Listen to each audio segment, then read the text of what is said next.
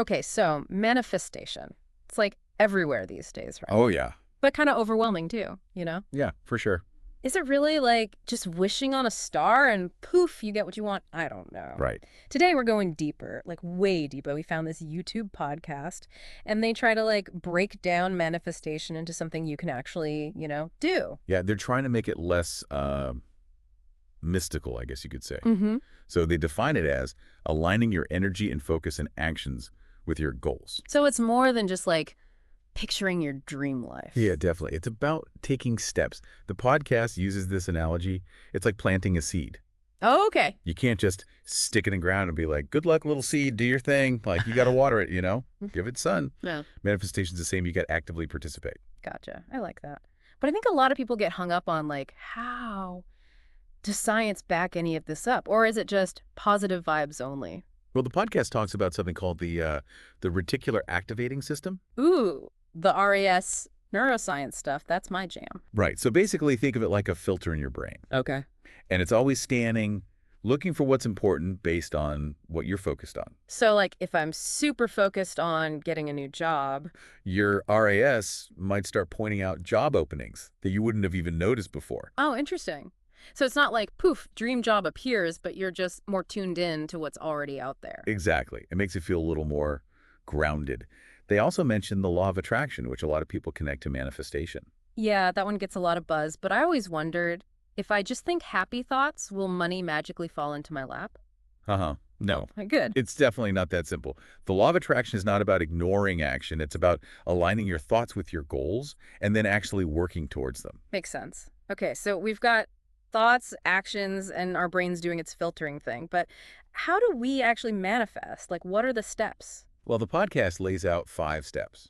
And the first one, like super important, is to be really clear about what you want. Clarity. Okay, but what does that look like? They give this great example. Like, think about the difference between wanting more money versus I want to earn $10,000 the next 6 months. Oh, yeah. One is kind of vague. Right. The other is like, you have a plan.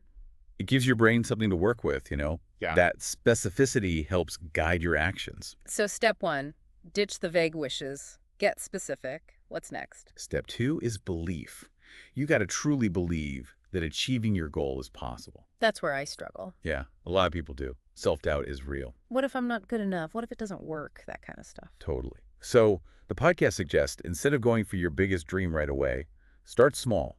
Like build up to it. Yeah, it's like you wouldn't start weightlifting with the heaviest weight. Yeah. Right? You got to build those muscles. Love the analogy. So small wins help build the belief. Exactly. So clarity, belief, and then step 3. Hit me with step 3. Aligning your energy with your goal. This is where things like gratitude, affirmations, visualization come in. Oh man, affirmations. I've tried those, but they always feel cheesy. Like, am I just trying to trick myself? Yeah, I get it. Yeah. It's not about just mindlessly repeating stuff. It's got to resonate with you. So feel it, not just say it. Yes. And visualization is similar, like really immerse yourself in the experience of achieving your goal. So if I want to write a book, I don't just picture the finished book. I picture like the writing process, the feeling of typing. Yeah, exactly. Smell of the fresh manuscript, all of it. The more you can embody that feeling of already having achieved it, the more you align your energy with it. Like sending a signal to the universe, this is what I'm creating. That's it. And that leads us to step 4, which is where the rubber meets the road. Inspired action. Okay, so we set the intention, we believe it, we're feeling it, but what kind of action? It's about taking steps towards your goal, but from that place of inspiration and alignment. Not just grinding it out, but moving towards something you want with purpose. Exactly. And that brings us to the final step, which can be the toughest. Letting go and trusting the process. Oh, the surrender part. Easier said than done, right? It's not about being passive. It's about acknowledging that we don't control every single thing.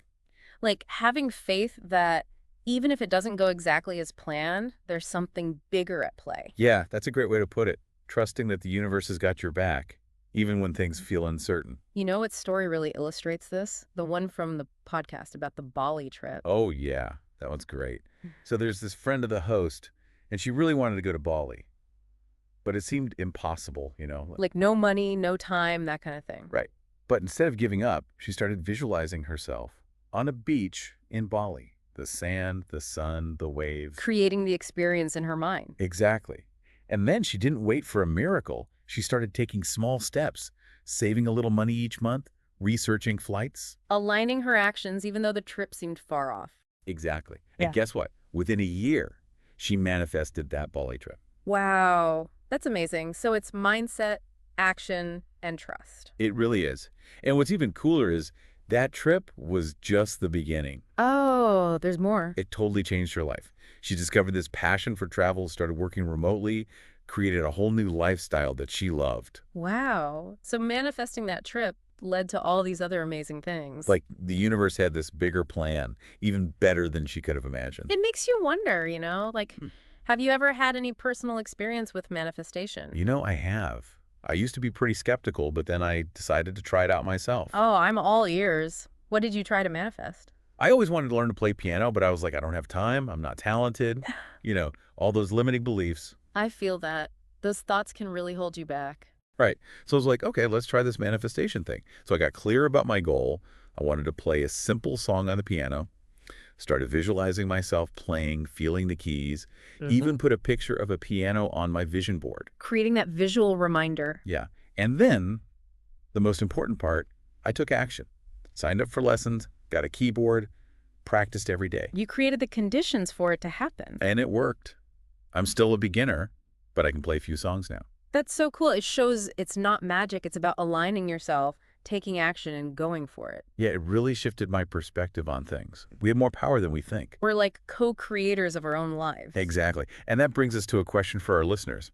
If you could manifest anything right now, what would it be? Think big, no limits. What would you love to create? Tap into that unlimited potential we all have. And then ask yourself, what's one tiny step you can take today to move towards that dream?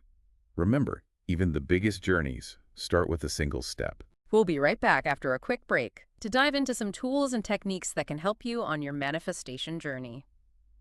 Stay tuned. Trusting the process.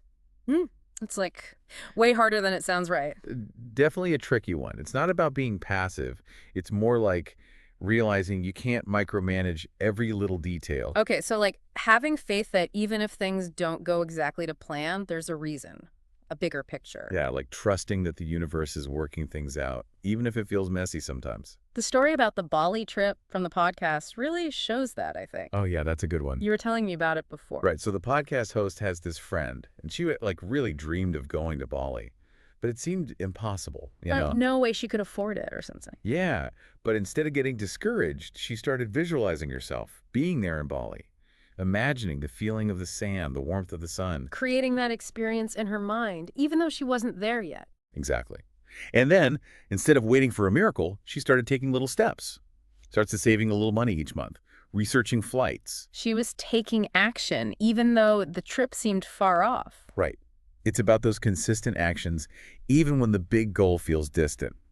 And you know what? Within a year, she made it happen. She went to Bali. No way. That's incredible. It shows it's not just about wishing. It's about mindset and action and trust. All of it. Totally. And the cool thing is, that trip was just the start. Oh, what do you mean? It transformed her whole life. She realized she loved traveling, started working remotely, made a whole new life that was more aligned with what she wanted. Wow, that's amazing. So that one trip led to all these other changes. It's like sometimes the things we manifest, they're not exactly what we expected, but they lead us to something even better. It makes you wonder what else we could manifest, Have you ever tried it yourself? I have, actually. I used to be super skeptical, but then I was like, all right, let's see what happens. Okay, spill the beans. What did you try to manifest? I always wanted to learn piano, but had all these excuses, like I don't have time or I'm not musical, all those limiting beliefs. Oh, yeah, I get it. It's so easy to get in your own way. Right. So I thought, okay, let's apply these principles. So I got super clear. I wanted to be able to play at least one song on the piano, started visualizing myself playing, feeling the keys, even put a picture of a piano on my vision board. Really putting it out there. Yeah. And then I actually took action, signed up for lessons, got a keyboard, and made sure I practiced every single day. You put in the work. And you know what? It worked.